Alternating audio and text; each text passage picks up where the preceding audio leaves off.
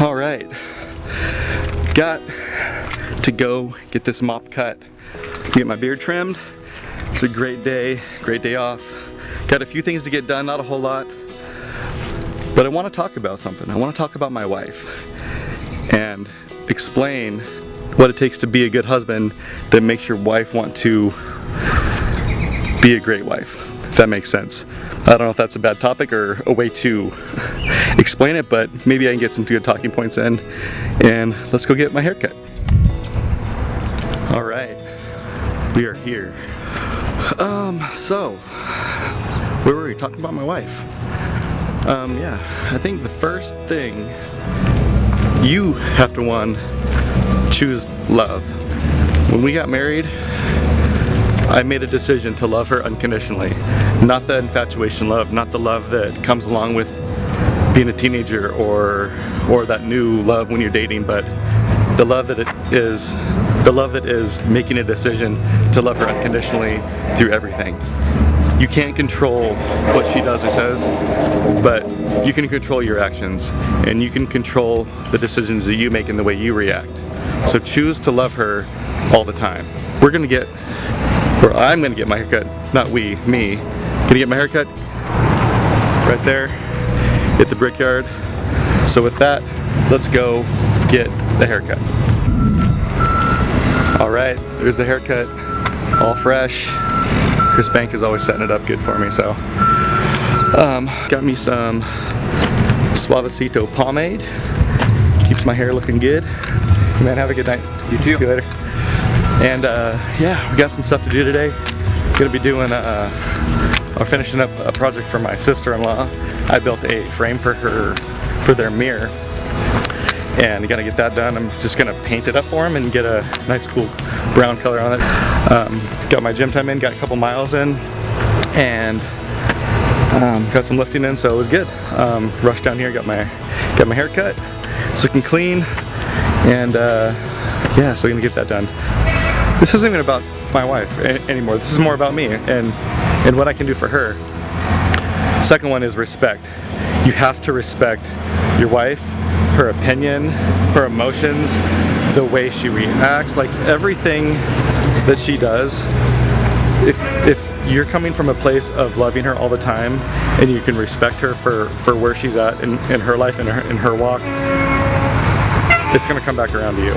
Be willing to listen. Don't try to fix everything. Don't try to correct everything.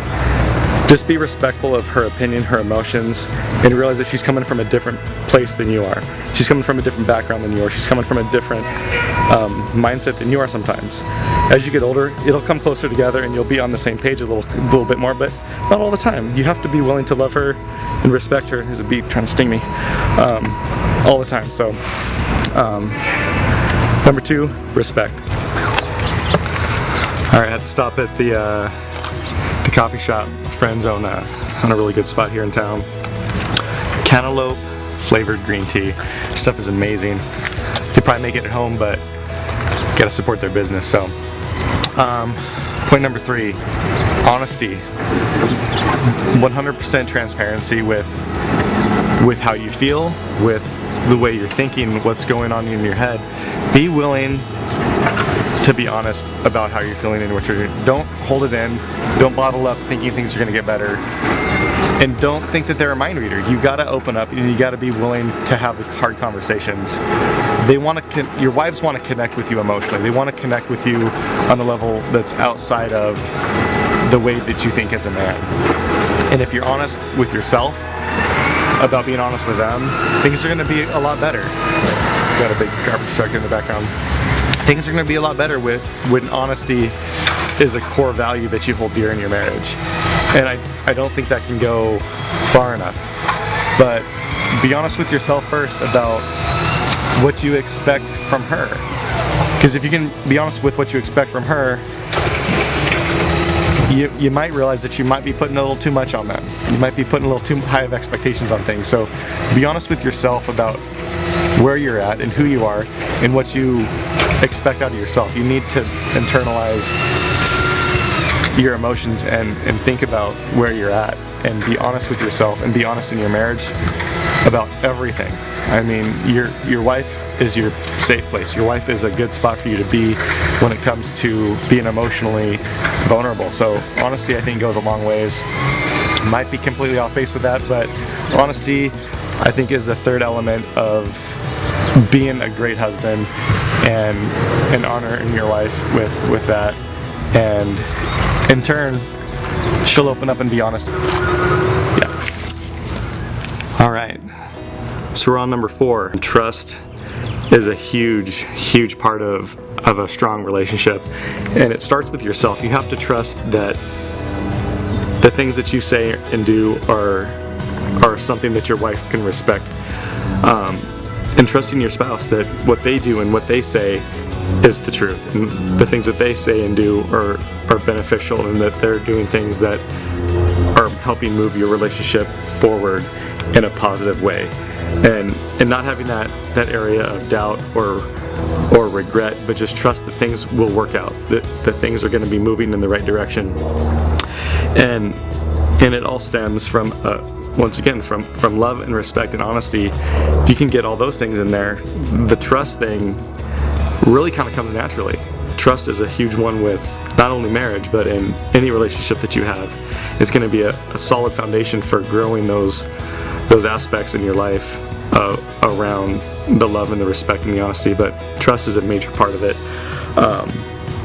So there's number 4. I got home, we ran a couple of errands. I'm gonna get on this frame for my sister-in-law and my brother-in-law, gonna get it painted up and get on with it from there. Alright, I don't know if you can hear that helicopter above, but I think number 5, not the final thing that can make your marriage a strong marriage, but definitely something that is necessary, and that is patience. You need to have an extreme amount of patience with your family, especially your spouse, your children definitely, if you have them, but respect them enough and have patience enough to know that things that they're doing, they're not doing things intentionally to hurt you. They're doing things because it's the way that they would want to do them, not the way you would want to do them. And that's something I struggle with all the time, is getting frustrated with people that don't do things the way I would want them done, or the way I would do them myself, and just realize that people do things the way they want to, and it's not right or wrong, it's just different. And patience with your spouse is huge, because if you can show patience with your spouse, it's going to pass down to your children, and you're going to be an example to them on showing love and respect and honesty and trust and patience. And I think that's so huge. So there's the finished frame, got it done. It's been a good day. Day's not over, still got to go get my son from school, and I love you, Becca. I love you so much, and I just thank you so much for being an example in our marriage of growing and wanting to grow yourself and become better, and not staying where you're comfortable, and stretching and growing and really doing what you're doing through this process that you're going through with these ladies, that you're stretching yourself, and in turn it's stretching me to become a better husband and a better father, and to love at a whole nother level that I've ever loved before. So I love you so much, and these aren't the end-all things. You got faithfulness, follow-through, forgiveness, humility, communication is huge. These are just the tips of the iceberg, and be willing to grow and be willing to change, and love people where they're at, and be willing to do and make the hard decisions to grow yourself, and don't be lazy about it. So Rebecca, thanks for being an example, not only an example, but a great example in all of those areas that I mentioned, and continuing to fight for our family and fight for me, and just to be in a position where we have the strongest marriage possible. It's not perfect, never will be, but it's growing and it's going to be great. So I love you so much, and we got our 10-year anniversary coming up, and I'm so excited to have this trip coming up, and it's going to be absolutely amazing. So once again, I love you so much, and thank you for being you. So have a great day.